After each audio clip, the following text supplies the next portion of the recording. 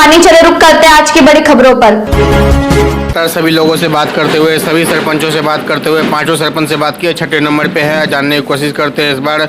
लेकिन गांव में इनका समर्थन, गांव में जनता से बातचीत पे पता चलता है काफ़ी लोग इनके समर्थन में हैं। तो क्या उद्देश्य है, चुनाव क्यों लड़ना चाहते हो?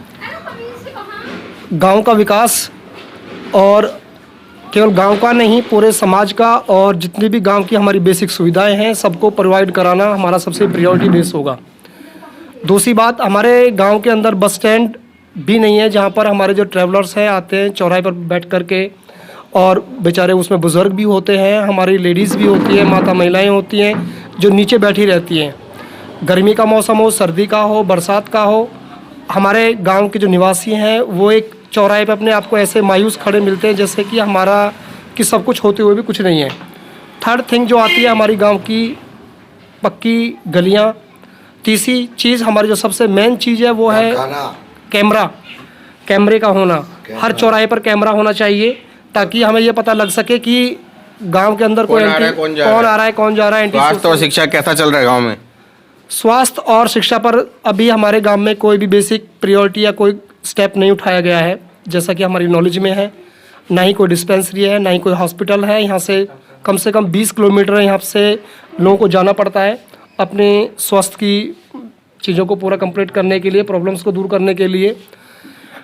डाकखाना भी नहीं है जो होना चाहिए, और एक प्रॉपर जो बस स्टैंड होता है, जो प्रॉपर बस स्टैंड होता है वो भी शायद नहीं है। हम लोगों को ये महसूस होता है कि गांव के जो निवासी है 2 कहीं पे खड़े हुए हैं, 4 कहीं पे खड़े हुए हैं, 6 मजावरी तक का किराया लिया जा, वो चीज़ सब हमारी नॉलेज में है।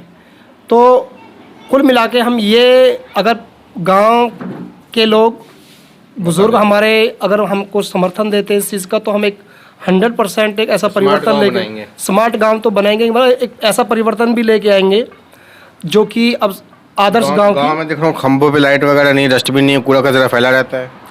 ये भी हमारी नॉलेज में है। और हम जो देख रहे हैं युवा बच्चों की भी कई बार डिमांड होती है कि जो कचरा होता है उसे इधर उधर फेंक दिया जाता है, उसे गाय इधर उधर मक्खियाँ भिनभिनाती रहती है। बरसात के मौसम में वहाँ पे बीमारी फैलने का खतरा बना रहता है। लाइट नहीं, रात को क्या दिक्कत होती है? लाइट नहीं होती है, रात को चोरी होने का डर रहता है। दूसरी बात होती है कि कोई भी एंटी सोशल जो पर्सन है वो आता है और कुछ ना कुछ कोई हैपनिंग्स को वो अंजाम दे जाता है।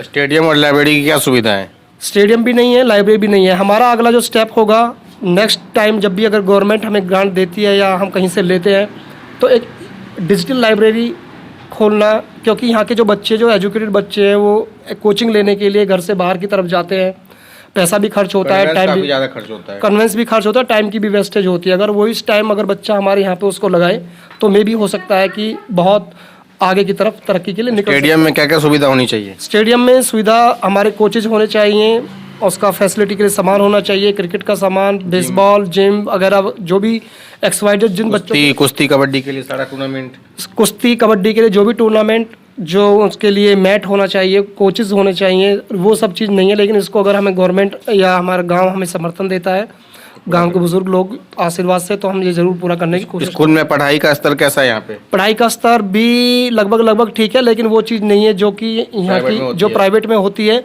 यहाँ पे हमारी जो सबसे फर्स्ट प्रायोरिटी होगी ये होगी नर्सरी से लेकर 12th तक गर्ल्स स्कूल, एक गर्ल्स कॉलेज।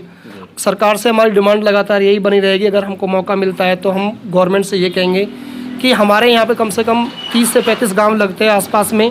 उन 30-35 में यहाँ की जो लड़कियाँ हैं वो बाई बस अपने कन्वेंस से कभी कभी लेट भी हो जाती है, वो दूर जाती है पर टाइम वेस्ट करती है। तो यहाँ पे उनको एजुकेशन अच्छी मिलेगी, टाइम की भी बचत होगी, और गलत जो एंटी सोशल जो बच्चे होते हैं उनसे भी उनका नशे की तरफ से दूर होंगे, नशे की तरफ से भी दूर रहेंगे। परवीन जी का साफ साफ कहना है, जनता अगर मौका देती है पूरे गांव का विकास करेंगे। हरियाणा से रंजन की रिपोर्ट। मेरे साथ बस इतना ही, बाकी की तमाम खबरों के लिए देखते रहिए यू न्यूज़।